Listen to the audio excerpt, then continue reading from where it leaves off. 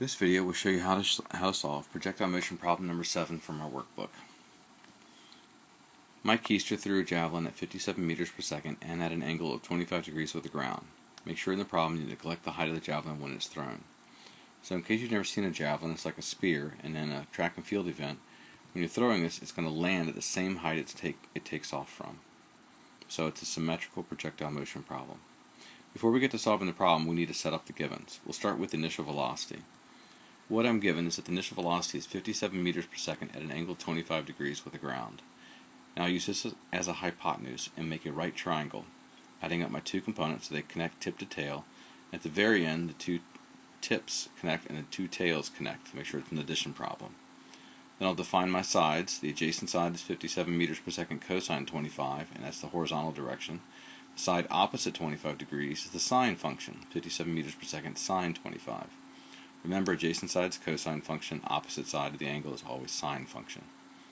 Now I'll set up my data table, or my list of givens, my list of givens.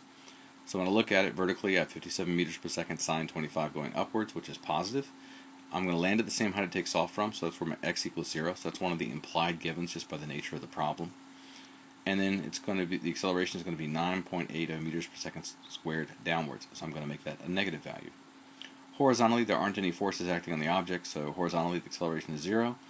The only thing you have then is the velocity, 57 meters per second cosine 25. In fact, all the velocities, initial and final and average and everything horizontally, is 57 meters per second cosine 25 because there aren't any forces pushing it sideways, so the acceleration is equal to 0. Now let's get to the first question. How high did the javelin travel? Well, when I'm asking how high it traveled, I'm looking for the highest point, which is called apogee.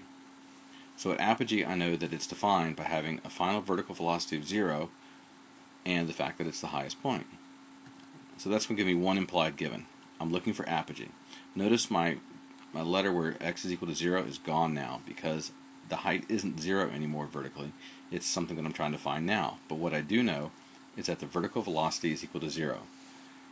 So now it's a kinematics problem using the givens in the vertical column because I have 3 givens, so I can find any other given up there. To find the apogee, I'm going to use x as my unknown and use my vertical givens.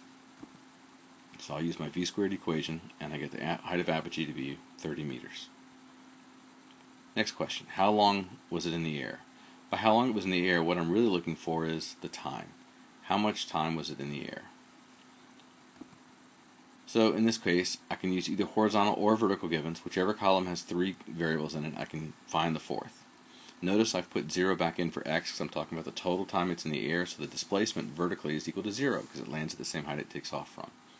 So to solve this, I'll use the long equation, x equals x naught plus v naught t plus 1 fat squared, plug in my numbers from the vertical column only. Remember, don't cross columns.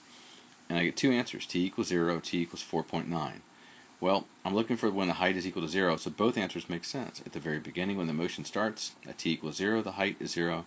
And at the end of the motion, at t equals 4.9, the height is also 0, or the vertical displacement is also 0 at that point.